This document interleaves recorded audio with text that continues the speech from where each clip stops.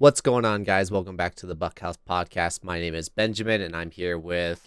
I'm Johnathan Buckhouse. I'm Ben's older brother, and this is our fifth episode, and we're excited to kind of jump in it and keep this thing rolling. It's nice to do something for over a month straight. I don't know how you feel about that, bro. It feels good. It feels good. It's interesting because like as I'm editing these, we keep figuring out new things, right? Like today, we're trying out that Rode microphone for you, so I'm excited for this learning experience, but I'm also excited for it to like really click, and we like got it down to a T. So I'm excited for that, but we'll get there soon enough. I feel like, I mean, just from the experience with my personal YouTube channel, like you find rhythms and you'll go through seasons of being in a rhythm, and then you'll get to a point where like it's time to improve, and then you improve it again, and then that goes through rhythm and does well, and then you improve it again. So the nice thing is like we're always evolving, like my little motto for my other channel, but there will be seasons of like we're gonna get somewhat comfortable and like find a routine, but then eventually it's like, all right, it's time to improve it, and then I don't know, it's fun. I'm okay with that. Like I'm looking forward to that because I experienced that with my channel as well, with like better equipment or just different like they're like called headers or scenes for my stream and stuff like that. So like I'm always into improving, but like getting that base foundation set is like what's really important. And I do think that we are evolving like every single podcast with like our quality. So um I just am ready for us to like for me to get in the rhythm of editing and all that, like that rhythm is what I'm looking forward to. But no, I know what you're saying about like continuously getting better at it. So Yeah, and the nice thing for me is like I have the winters, so like every summer gives me time to reflect and think about how to improve. But for you guys in the audience, something to think about is like me and Ben are learning how to do this podcast thing and making improvements, but we're still making the episodes. So we're not posting. It might have like a couple audio issues, or it might have something like this, but at the end of the day, like we're still posting and we're going to keep the momentum going. And that's the way to improve. Like your first videos are going to suck and you'll get better, but still post those sucky videos, and eventually you'll get better and better with every single one you make, which then eventually you'll hit a high quality. But if you just don't post until you get high quality, like then you're never going to get there. this is kind of something that I want to talk about. So I work at Best Buy, so I experience people coming in to buy the greatest and best things for a channel that they haven't even started yet, right? And I'm always against that. Like if you really have the money, then you're allowed to spend it however you want. But like the first step isn't going and doing all the research to buy the greatest and best thing. The first step is just starting. And so many people like struggle with that.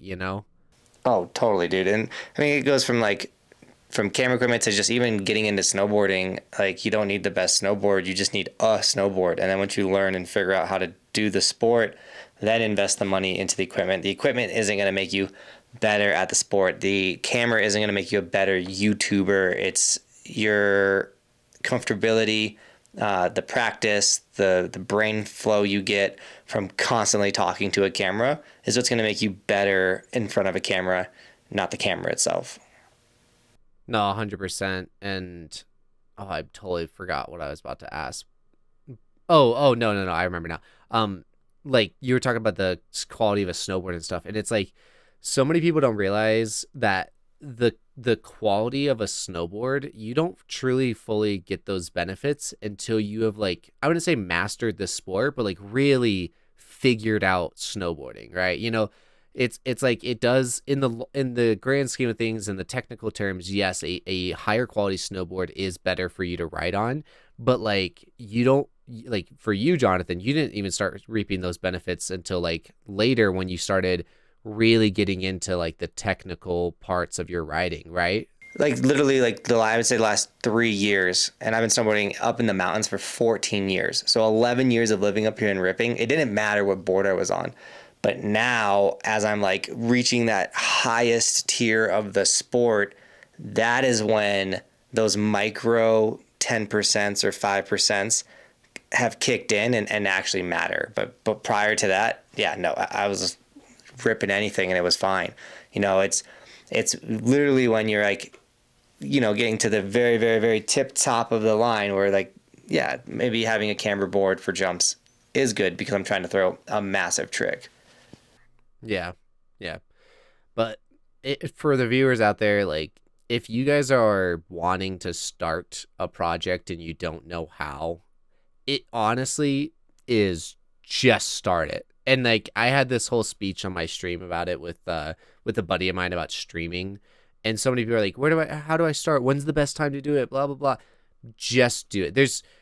I think you and I talked about this a long time ago about like when's the best time to have kids or whatever.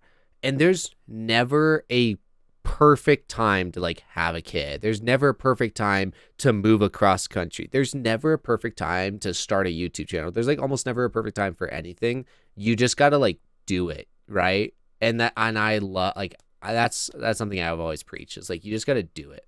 See, I have that mentality. Period. Is just like just do it with everything. Like I don't like to wait, or I've just learned over the years. Like I just moved up to the mountains and I just started like planning preparation. Like I'm like, now we'll figure that out while we're doing it. Or like obviously we can make some plans or whatever, get into it. But like the act of like executing or doing something, thankfully like that's never been a problem for me.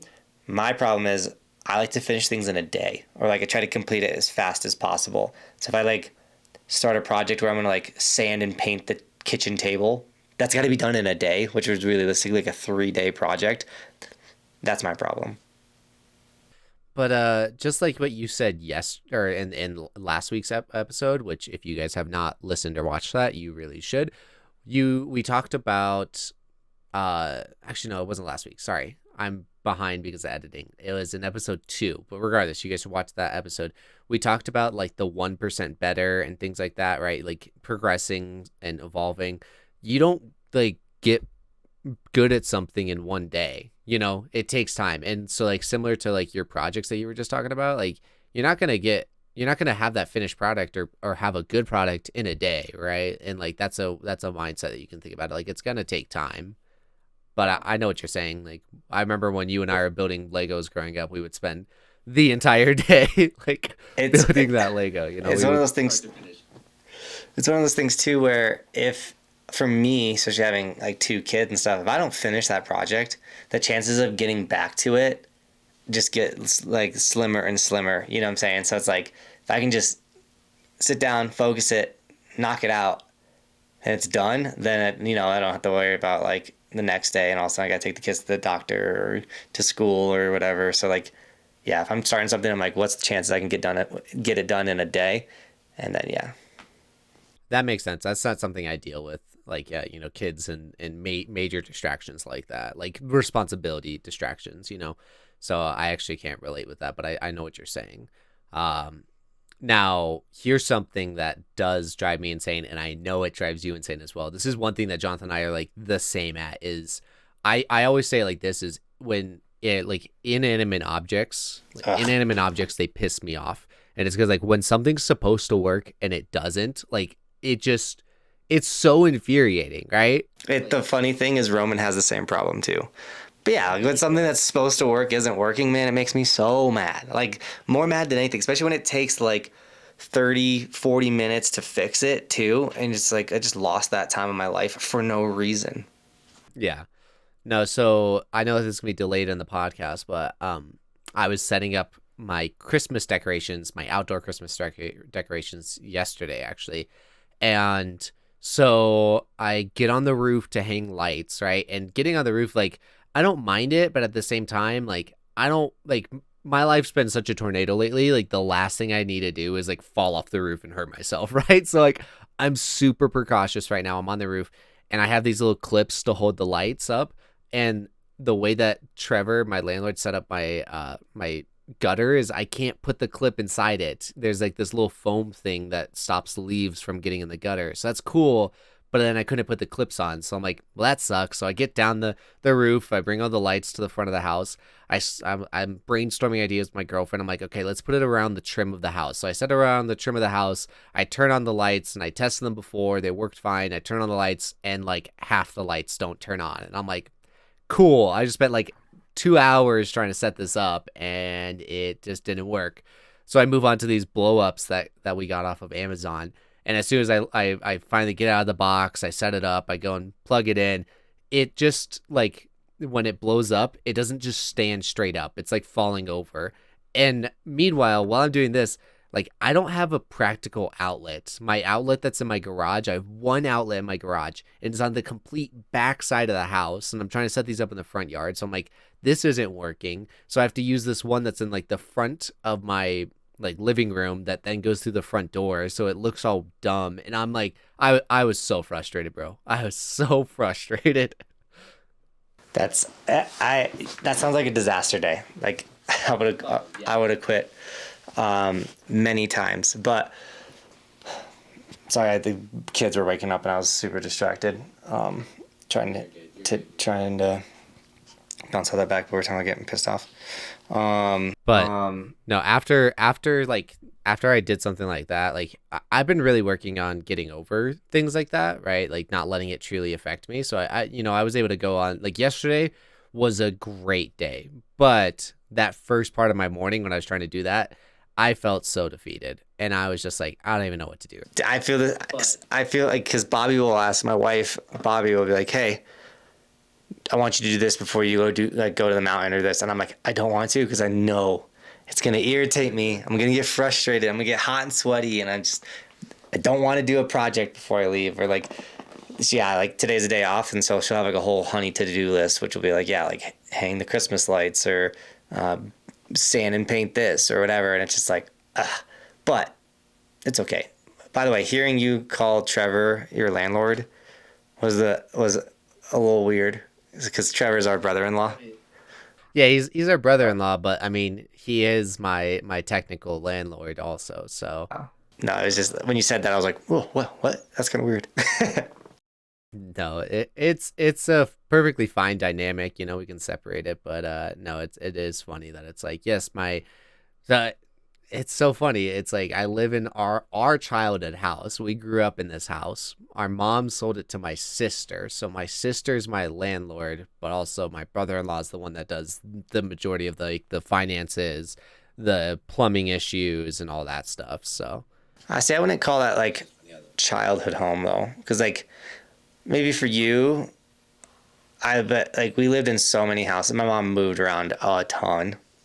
So like we lived in so many houses. I would say like for me, my childhood house was more of like either the B Street house or the one in Fountain. the one in Fountain is your B Street one, I'm pretty sure. Yeah. No, the B Street was over by Fort Carson. Yeah, but when you moved out of B Street, we moved into Sequoia, which is where I live. No, no, see this because you were so little. We moved out of B Street to Fountain and we lived in Fountain for a little bit. And then we went from Fountain to Sequoia. I guess that is like a big difference between us because there is this, 8-year age gap. But no, yeah, I don't remember B Street really at all. I remember, I guess there's one memory I have before we moved into this house that I'm in right now. And it was just, I had one of those like little 3-tier shelves that had tiny little colored buckets inside it. And in the buckets, you would like have your toys in it. And I remember, like before it was like a completely empty house, but mom and I were like about to pack up that one last thing, but we were like playing with some of the toys. That's like the only memory that I have before we moved into this house. So I don't know which house it was in or anything like that, but that's like the one memory I have. And then I did like Sequoia is when I started remembering things. And then after that, yeah, like I don't necessarily consider this house. I mean, as an adult, I consider it home, but I loved the basement house. You know what I'm talking about? The unfinished basement. Yeah, that was my favorite house that we lived in. Well, because Tyler put up all those like fake walls with the tarps, and we had like the Halo set up, and that was a really good time too. But see, I think was it Holt Drive house, which had a basement too. Like that's where I got the most kills in Halo, and that's where I like dominated Halo 3. So like that was kind of like one of my favorite houses. We also would always do like the poker parties there and the LAN parties. And I built. Yeah, no, that house has like some of the best memories, but just like I don't know, it that was also when we had like all 5 kids living in there, and then after Ashley moved out, then shortly after mom had Abby. It was like we never like it was such a full house. I think that's why it was also kind of awesome. But so like just so you guys know, the audience, like our mom and our dad separated when I was 8. Not Roman.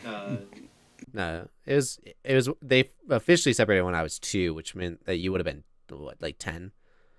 I don't know. I don't know when the paperwork was final, but dad disappeared when I was like 8. Anyways, my mom like was a mess and moved to like 16 different houses, but my dad, when he came back to Colorado, had one house. And we had like a stable single house situation on one side of the family, and then chaos and moving on the other side. And we spent more time on the other side with the chaos and all that stuff. But we lived in a lot of houses, and it's not bad, but it definitely makes me like I really enjoy not moving. And like moving up to the mountains, I've only moved in the 14 years I've been here. I've only moved 3 times, which is I've been running the whole time too. So that's pretty good to only have moved 3 times. And moving from my last place where I lived there for 7 years and then into this one, man, you like when you don't move, you don't realize like how many things that you like set somewhere and you're like, oh, I'll get to that. And then 7 years later, you're like, that's still there. And yeah, that's a mess.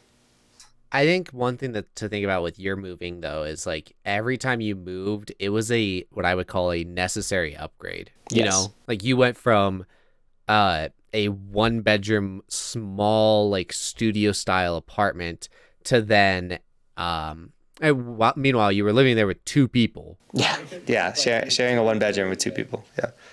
So then you moved into your other like 1-bedroom but like full-size apartment, and you figured out how to get another person in there, so then you had 2 people in there, and then you moved same apartment building but to then a 2-bedroom apartment, and that made everything way better.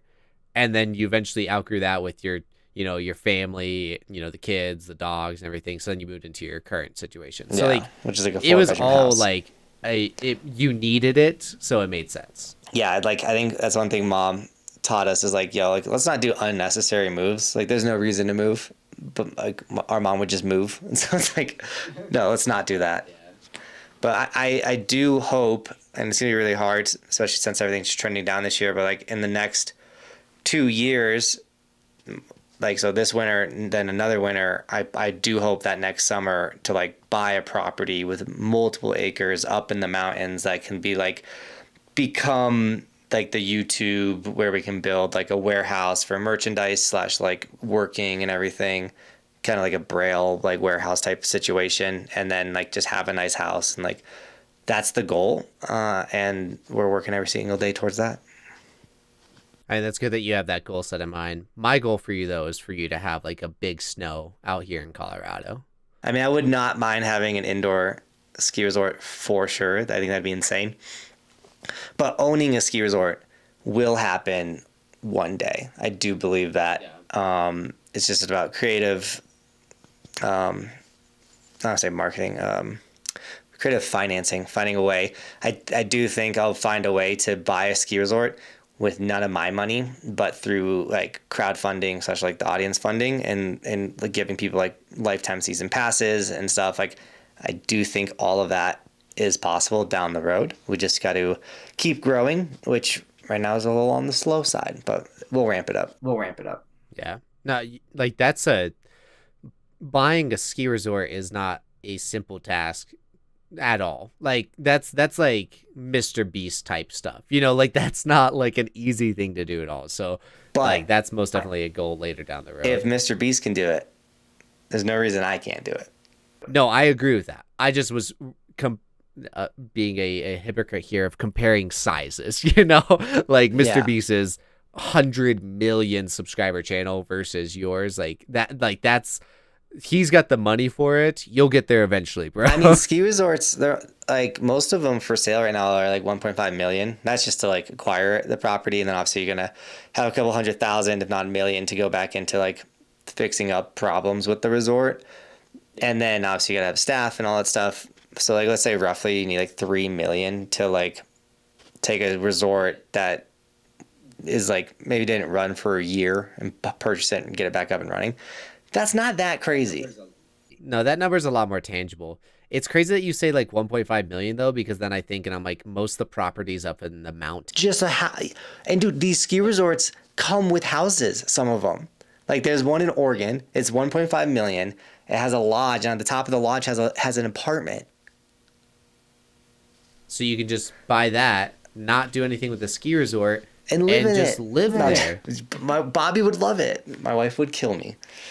But Babe, we have to take snowmobiles up and down the mountain, okay? no, like, one of the things I do think I'll need to do first is I need to buy a rental property somewhere that I like near a resort that I can use to start generating cash flow.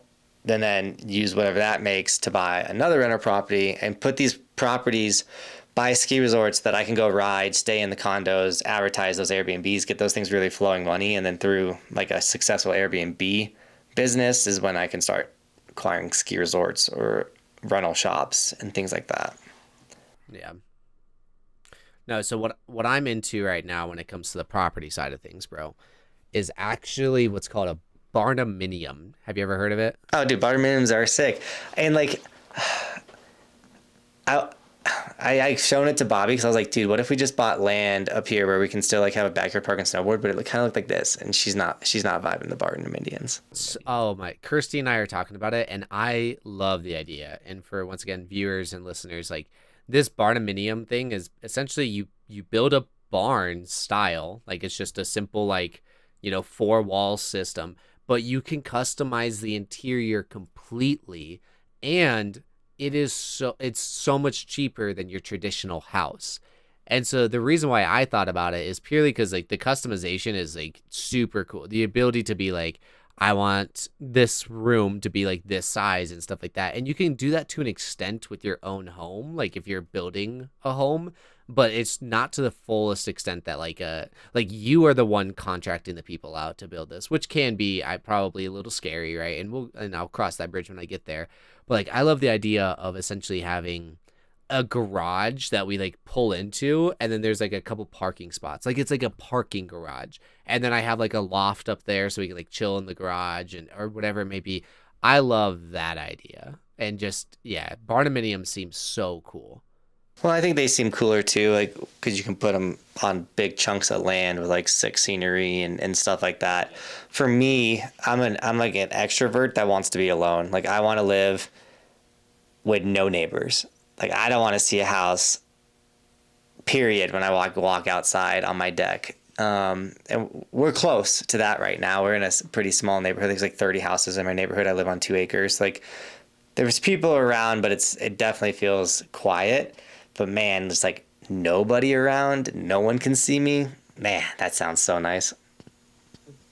No, I'm in that situation where like I do live in a house in just like a suburb area or whatever, but my neighbors don't bother me too much until it's just like randomly there's a bunch of cars parked in the area or whatever. Like I don't really mind neighbors, but I'm not the type of person that's like, oh yeah, Steve just moved in across the street, and yeah, Rebecca moved out. Like I'm not that type of person. Yeah, I don't think I'll.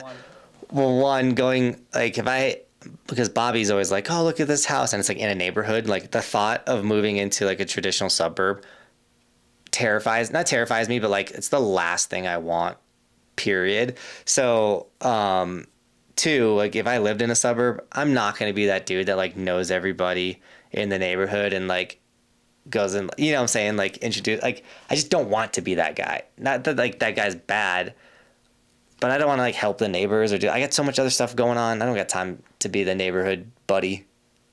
Yeah. I'm going to kind of roast dad for a second, because dad's that like, like so our dad did live in one house while we were growing up as kids, but then when I was actually in high school, I was in my junior year, my stepmom and him decided to move into a different house in a different area, and it was a major upgrade for them. And so we moved into this house, and as soon as we did that, dad joined the HOA. And like he joined the board of directors on the HOA, and like he knows everyone in his neighborhood, everything like that. Like dad is that person now. Like he lives in the really nice neighborhood. He's the type of guy that like makes sure that everyone's following the rules. He knows everyone's name on his street, stuff like that. And I'm like, I can't do that. Like, there's nothing wrong with it, but it's just like, I can't do that. Yeah, no, thank you. I don't want to be that guy. Also, like, I don't want to tell Steve that he can't have a thing in his yard, because I'm the type of guy that, like, if I buy a property, I want to do whatever I want with it. I even when I rent, I'm putting a tow rope in the backyard. I didn't even ask the landlord. I'm just doing it, and then I'll ask for forgiveness if he's pissed. Like, it's like, sorry, dude, it's removable. We'll take it out after the winter. Like, but After the winter. we need this, and so also, like, there's no HOA in my neighborhood, so, like, you can do whatever. I have neighbors with, like, horses or whatever. Like, you can do whatever you want, and so we're gonna be running this loud generated tow rope. It's it is what it is. Do you already have it installed? We're like, I'd probably say we're like 30% done, and it's just because, like, there's a couple more. It's like any project you do. Like, you think you got everything, you're like, oh nope, we need this piece, and then these pieces we can only order. So we're ordering pieces and stuff. But, like, we have the rope, we have the motor. Also, there's a lot of welding that needs to be done. So, like, every time we get to a point where it's like, oh man, like, we got to weld this and this and this, and we need this piece. Like, then we have to have somebody that has a welder come over, which is a lot to ask of other people. So, like, right now we're in a point where we need 3 more products to come in the mail, and then we'll have a welder come back out, knock all the welding out for us, and then we'll be good to go. I was just about to ask, like, do you know how to weld? No. Apparently Cody and Damon say they know how to weld, but we have, like, that's the nice thing about having a channel is, like, I can literally just make a story like, hey guys, I need a welder, and then someone will always volunteer. Like, or if I, like, it's just insane. I have almost 300,000 followers across all the platforms. So, like, anything I need help with, normally I can just reach out to my audience, and they're like, yeah, I got you, which is kind of like a life cheat code. So I just kind of realized this as you were saying that, is that you and other, I want to say location YouTubers, but, like, you're in a unique situation where your home state and where you snowboard and everything like that is Colorado. And would you say that, like, a large portion of your audience comes from Colorado, right? I think my largest comes from North Carolina, but That's actually crazy. yeah, but yeah, I would say, yeah, I got a lot of Colorado followings, or, like, the people are moving to Colorado or have moved to Colorado. So yeah, I would say. Yeah. So with that, like, your fan base is very central to you.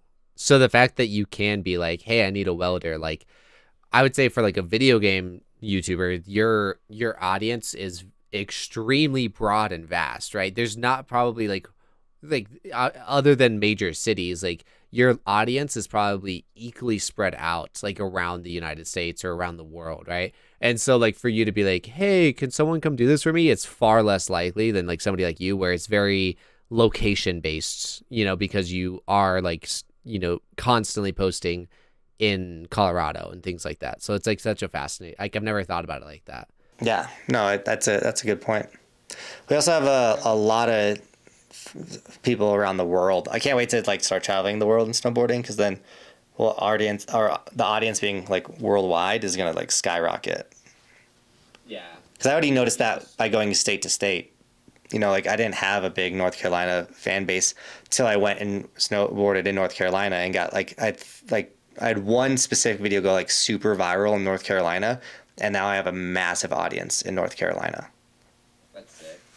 So, but that doesn't happen unless I go to a different state. So, being recognized out in public is always fascinating. Even to this day, like, I haven't been on Johnathan's YouTube channel, and, I mean, I've made like guest appearances or whatever, but, like, I haven't been a part of it in, like, 4 years or something. Yeah. But like, I was out and about the other day, and somebody's like, "Are you Benjamin Buckhouse?" And I'm like, really? "Yes, I am." That's crazy. Yeah. So it's still funny, like, being noticed and met, but, like, I think it'd be so cool to, like, go to Japan and somebody's like, "Judge Buckhouse?" Like, that would be so cool.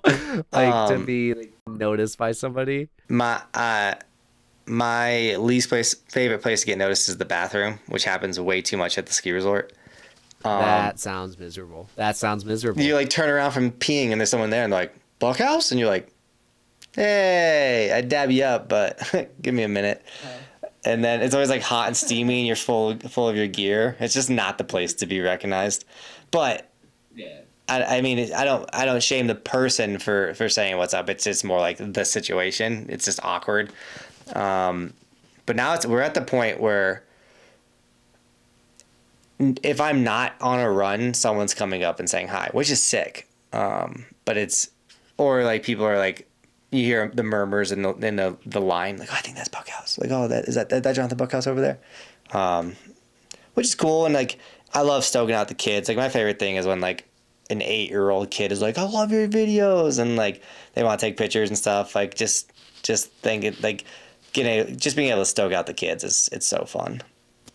I would love for you, like, I know that you play along with things, right? You had what, an Instagram video or like a TikTok video go viral the other day, and it was somebody being like, she noticed the logo on your shirt. She's like, hey, that's that Johnathan Buckhouse guy, and you're like, that's me. Yeah. And like you like play along with it, and it's always so funny. So I can imagine like if you hear somebody being like, I thought I just saw Johnathan Buckhouse, and you're like right behind them, you're like, yeah, I think you did just see Johnathan Buckhouse. No, but stuff like that happens all the time. Like, people roll up and be like, dude, that Buckhouse kid's channel is sick. I'm like, thanks, man. And then the other guys in the crew be like, you know that's Buckhouse, right? And then they're like, wait, what? No, I didn't. Oh, it's pretty funny because like I'm always changing my jackets, or like sometimes it's hard to remember what someone looks like. But the cool thing with that girl is that video hit like almost 3 million on Instagram. But the cool thing with that video is she noticed the brand. She's like, hey, that's that one guy. But like, to me, that's huge, because that means my company is becoming a brand. And even though I am the face of it, it's still like, no, like that's someone's company. Like, that's somebody's thing, and that's really cool to me. Yeah, and so I was watching this Shark Tank thing the other day, and I forget what the exact product was, but it had to do with driving cars around. It was some type of delivery service or something like that. And when the guy went on Shark Tank, Lori, she's one of the females that does a lot of the like in-store sales, right?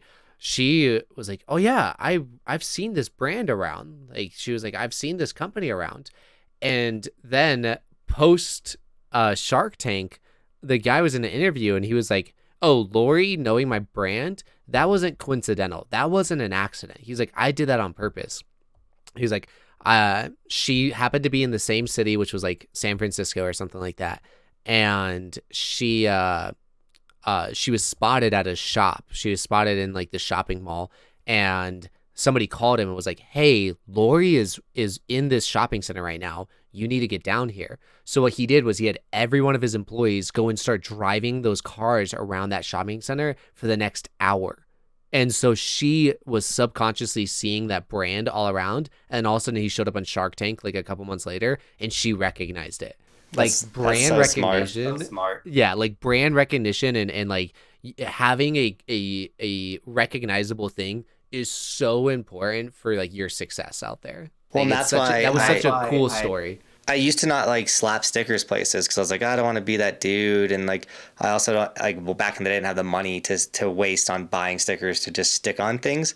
But then one day at Copper, I saw this stupid logo that was like an alien with skis, like in a cross behind it.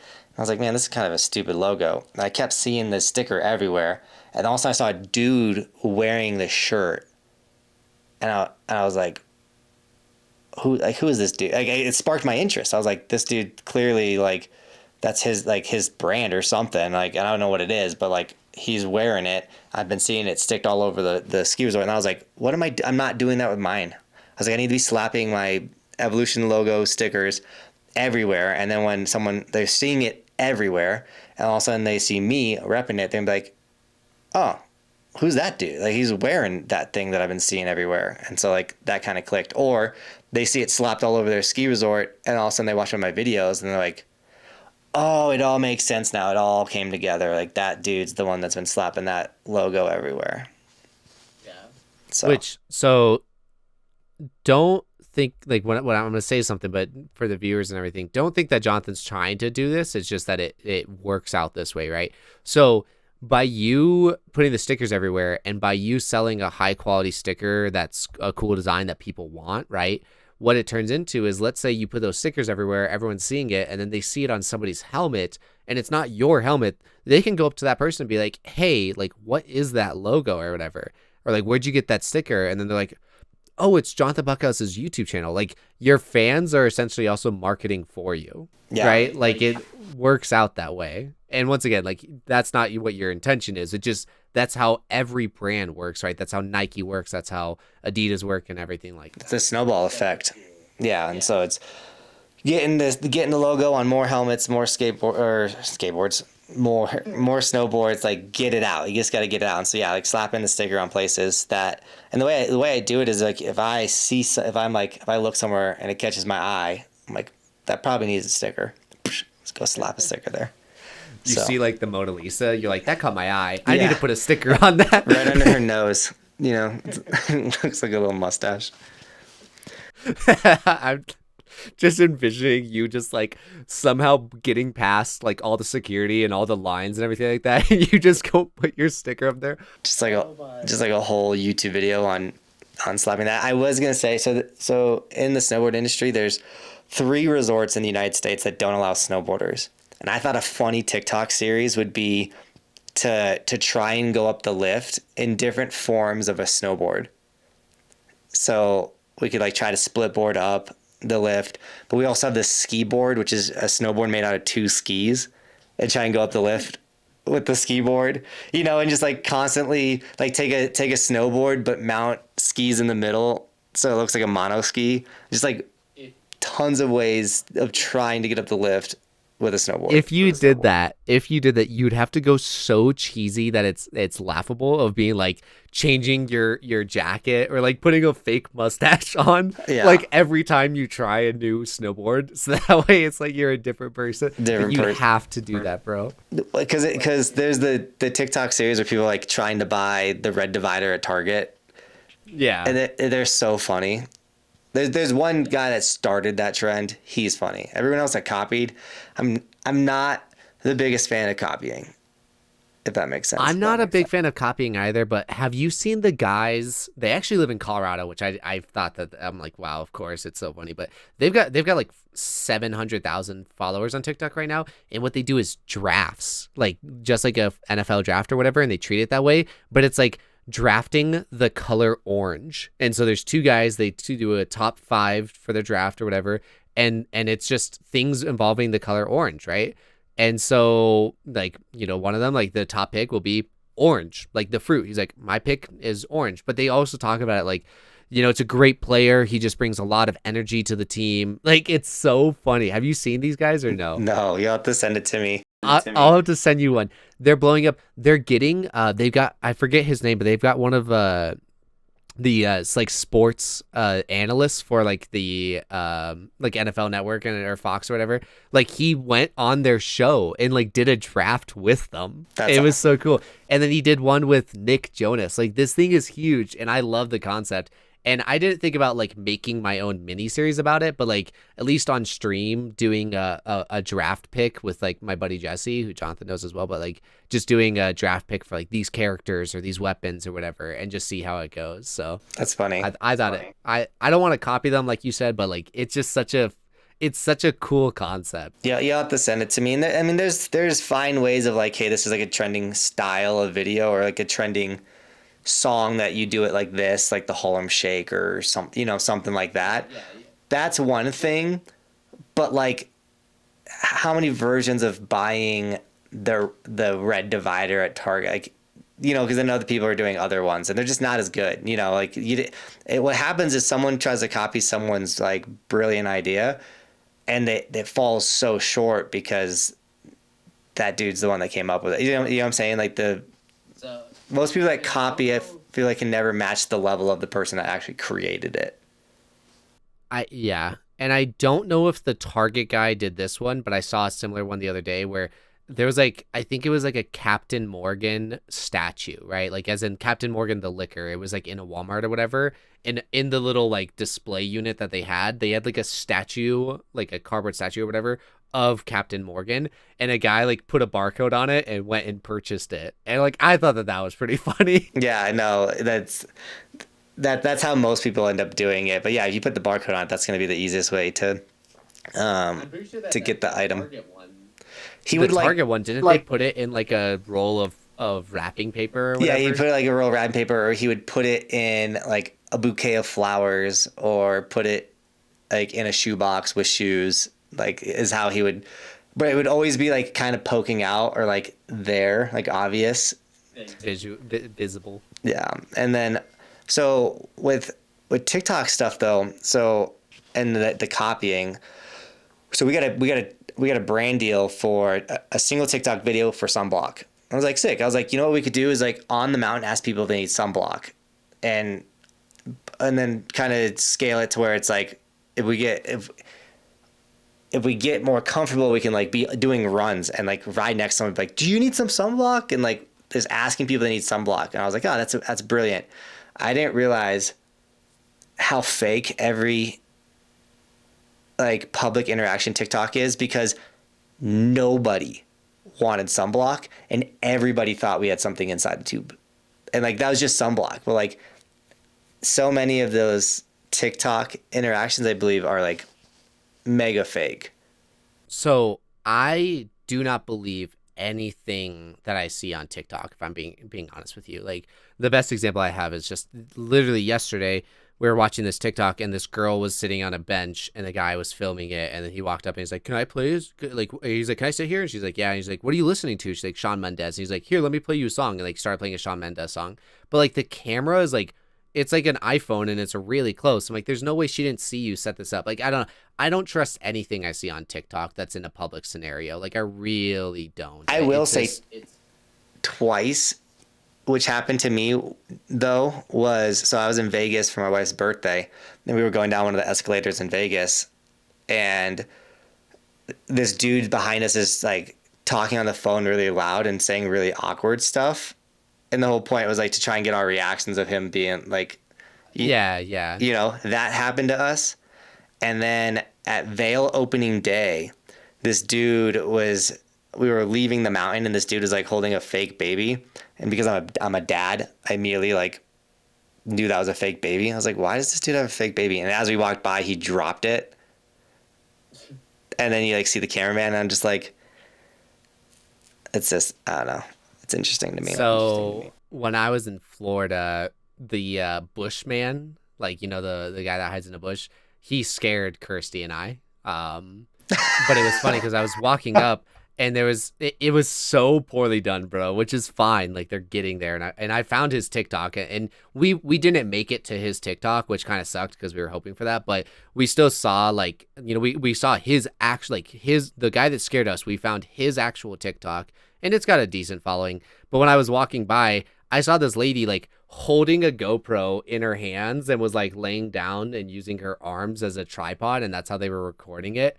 And I was like, what is she doing? And then all of a sudden we got scared, and I was like, that's what she's doing. I felt so like disappointed in myself. Kirsty lost it though. She jumped and was like screamed real fast. So no, I hope you guys invested in a tripod by now, by the way. I hope you guys have something that holds your GoPro for you. But no, those ones are, I would say, like a little bit more realistic. One of my favorite ones is there's this guy that walks like past people and like rips, he like farts so hard. And I'm sure it's some like sound, you know, like a soundboard or whatever. That one, and then the one where you're talking about where like somebody's behind you on the escalator saying the most awkward things. Like I think that those ones are real, but most like things that look like setup, it most likely is set up, you know. Well, like a lot of the snowboard industry ones are like someone rolls up and they're like, I saw this person struggling how to snowboard, so I gave him a tip. And they walk up and they say, hey, try standing on your toes. And all of a sudden this person's doing like S turns. I'm like, that's so fake. Yeah. That stuff's cringy. No, it's cringy for sure. But so we bought this Grinch costume to scare Roman in Bristol, because we told him that if he's on the naughty list, Santa sends the Grinch to steal your presents that the parents bought you. I know it sounds horrible. And so that's what we were going to do. We thought it would be funny. And then Bobby got all these Grinch decorations. I was like, do we really want to scare the crap out of our kid with the thing that's decorated all over our house. Like, this sounds like a horrible idea. Anyways, but we have this Grinch costume. I'm like, oh, we should take it to the ski resort and title the video "The Grinch Who Hates Skiing," and like terrorize skiers.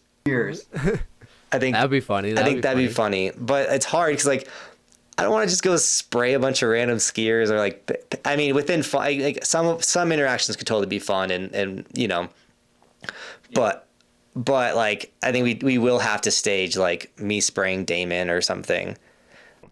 So, you said that Grinch costume, and it made me think of a different TikTok I saw last night, where quite literally a dad dressed up as the Grinch. He broke into the front door, and the kids were there, and you could hear his daughter going, "I hate you," and he's like running around, literally grabs the Christmas tree, yanks it out, and runs out the house. She's like, "I hate you." It was so cute and so funny, but also just like a mess. No, and the Grinch costume's so realistic looking. But then, on the note of you guys getting scared, there's a Grinch at Keystone. It's the same costume, but they put it like on a mannequin, and it looks like there's a real person sitting in there chilling, but they just have it like staged up. And then in that video, though, bro, what you need to do is ask Keystone, be like, "Hey, can we swap these? Like, can I stand where the statue is?" And then scare people. So it's just a restaurant. It's not owned by Keystone, but I could ask the restaurant. But I could either swap spots with the Grinch or go stand next to the Grinch, and then like scare people. It could be so funny. But once again, on your note of like, how do you film that and it not be awkward? I would have to bring like the long lens, or something. But no, the long lenses are the ones I actually like. Yeah, because you already have like the mobile like microphone, right, where it's like separated, so that's not the problem. But like, yeah, setting it up where somebody's filming off to the distance, which like our phones, dude, are already crazy enough to where, depending on how far they are, it may get a little pixelated. But like, the iPhones nowadays, I'm going to show it to the camera, like it has these 3 lenses, and like each one does a different zoom level. So like, you can already like just from your phone do some crazy stuff. No, totally. But I got the Grinch that hates skiers. Like, another thing I thought would be funny is like pushing over an entire ski rack that has skis on it. Oh my, that would be such a mess. Oh, that'd be so funny though. Or like pretending to tamper with someone's skis, and then he like double ejects, like how the Grinch like cuts the bike up, and then that'd be so. It could be a really funny video. We need to do it sooner rather than later because of the holidays, but time sensitive things drive me, I wouldn't say crazy, it gives me anxiety, like really bad anxiety. Even like time sensitive in the sense of like, hey, I know the sun's going away at 2 or 3 today, so like we got to get to the mountain by like 9 so we can have like a sunny video instead of a cloudy video. Like, stresses me out. That's one thing that like people don't get. So I live in Colorado Springs, which I'm okay with publicly saying that.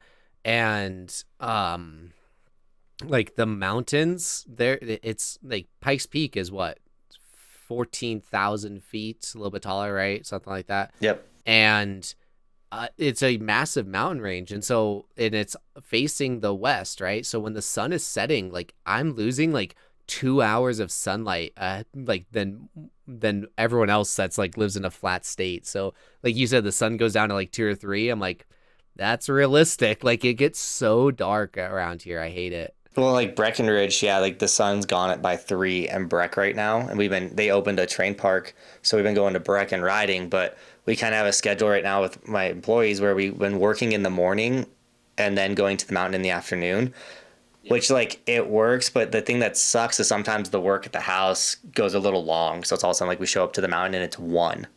Now we only got 2 hours and the sun's going to be gone for the last hour on the mountain, and it's like, like it just stinks. Yeah, you probably really need to set like a time limit on your work at the house. Depending on the day, of course, depending on where you're going and things like that. But no, that seems like a disaster type situation of like staying too late at the house and whatnot. So, well, what I've learned too is it's really hard. Sorry, I'm getting spammed right now. I don't even know how to mute my text on the. I mean, I don't hear anything, so I think you're good. Okay. what was I say? Oh, what I've yeah.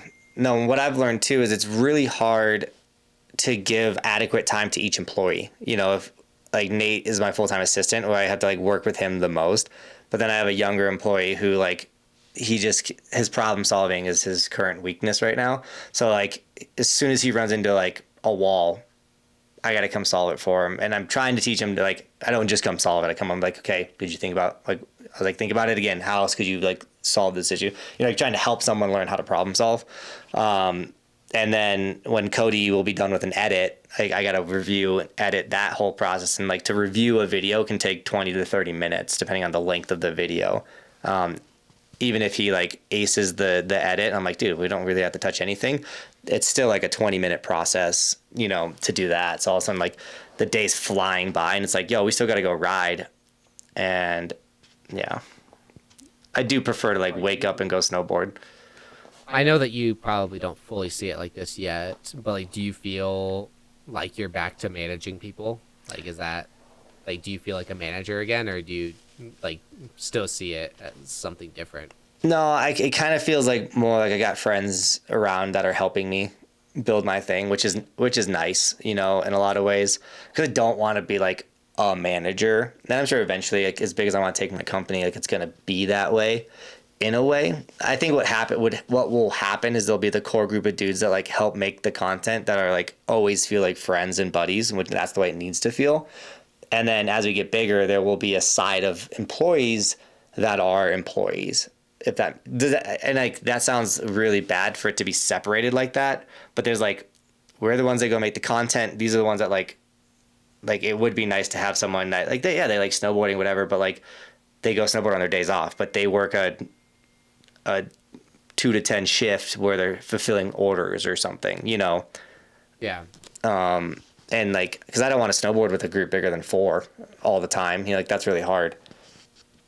No, I mean, and when you look at another comparable goal, right, is Andy Schrock with his, you know, his Revive skateboards and everything like that. Like he does, you know, he clearly, pretty much everybody in the warehouse skateboards, but you can tell that there's like, this is like the core, like closer friend groups or whatever. And then this is like the guy that pretty much just stays in the warehouse and does his job. And I'm sure that Andy and him are great friends. It's just that like, it's a different dynamic and he's very much more so like an employee, but that's probably also what like that person wants. Like that person wants it to be like, I come in and do my job. And like, that's my main focus. Yeah. You know? So I'm like, I'm sure you'll get there, but no, when you were just talking about like helping him problem solve and stuff like that, very much is like what like a leader does at like a retail shop. And that's like the most comparable thing. So I'm sure that you working at Target, as much as I'm going to say it was I would never say that was a waste of time for you, but it's more so like, you know, obviously that wasn't the career path for you. That still helped you. And that's such a really cool thing to think about. No, and you just kind of touched on that. Like I do not regret my 5.5 years at Target at all, because I helped run and manage a multi-million-dollar store. You know, like I know what it's like to have 49 employees underneath me for the day and how to manage and navigate that whole scenario with different departments that have different needs and how to prioritize and all this. I learned so much about management and managing a multi-million-dollar business working at Target. That's why I truly believe that my tiny little YouTube channel is going to be very successful, because I know how to manage, operate, and achieve high goals for a multi-million-dollar business. So like you might be in a job right now, the viewer, whoever the viewer is, you know what I'm saying? You might be in a job that like this is pointless, I hate everything like that, but I guarantee you might be learning something, a skill in that current job that will benefit you or pay off in the future. Like when I was in Target, I couldn't see all of what I was learning in management and how much it was going to help me later on in life. To now, looking back in hindsight, I'm like, dude, that was such a good job for me. I learned so much. Yeah. No, that's like a lot of people don't really think that way, and I'm excited because I'm actually at Best Buy's. I'm actually they're going through a lot of changes, so come January, February, that's when like it's mostly going to impact me. But yeah, I'm already, you know, going back to Best Buy. I'm switching into a leadership role, and it's a different leadership role for me because I'm so used to a warehouse side of things, and right now I'm switching to like a sales floor lead type things. And so I'm in that situation right now where I am like learning a lot of things, but I'm so open to it, and I'm talking with my colleagues, and I'm like, hey, can you help me? Can you teach me this? Like, I want to learn this. And so I'm excited for the potential I get out of that. But no, something I was thinking about just a second ago, and I want to finish. I want to get on this before we move, before we end. Is like Cody and Damon and who else do we have? I'm sorry, Nate. I don't really know. Cody, Damon, and Nate are my current employees. Yeah. Those guys have such a resume building opportunity right now, and I don't know if they realize it yet. Like, imagine being like, oh yeah, I've helped edit for a multi-million viewed channel. Like, I was the main editor for it, or I was the distribution guy, or I was a personal assistant for a large YouTube channel. Yeah. Like, that is such a good like resume building opportunity. And like that's just it's gonna open so many doors for them, because like the experience 100%. Part is so important.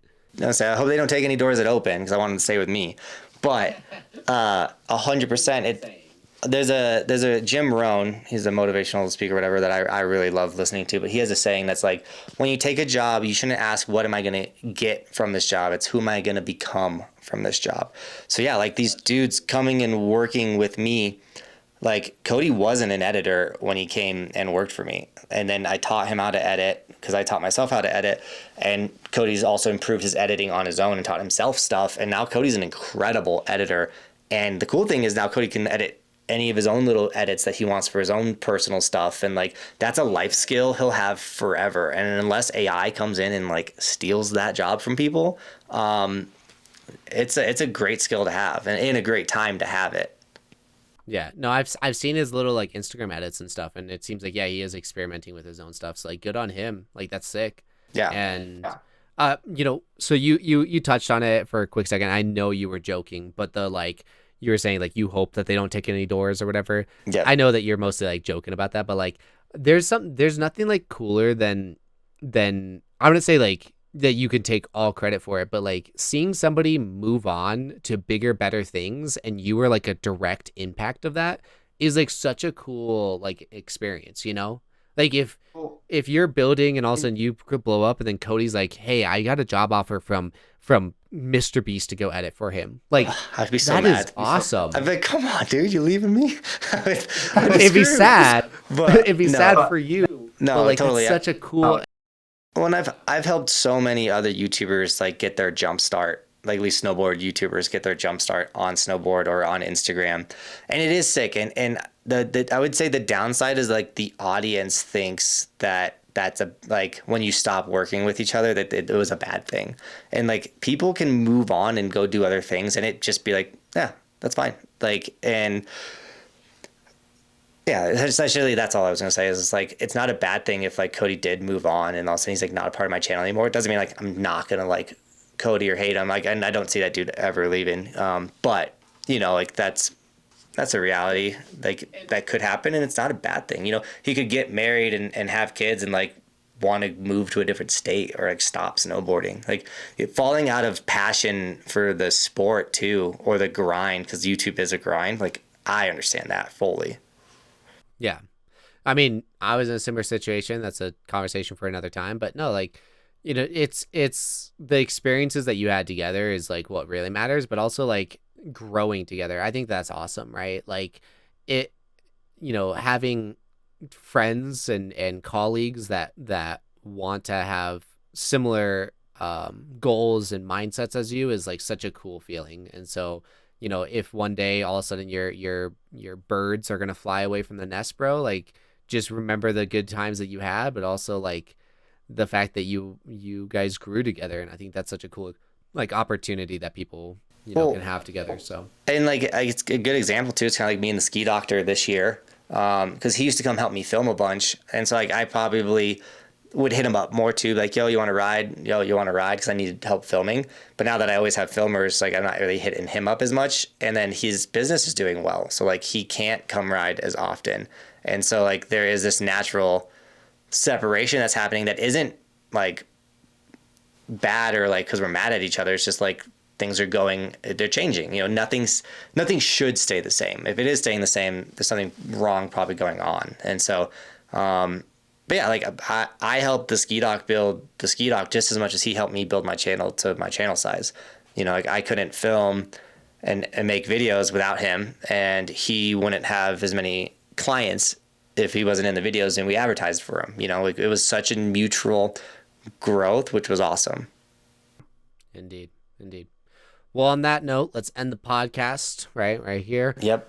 Thank you all for listening. Thank you all for watching. We really do appreciate it here at the Buckhouse Podcast. Once again, Like, this was subscribe. episode 5. Yeah, like, subscribe. Check out the previous episodes if you haven't already. They should be posted. So yeah, we really do appreciate you guys' time, and we'll see you in the next episode. Have a good one, guys.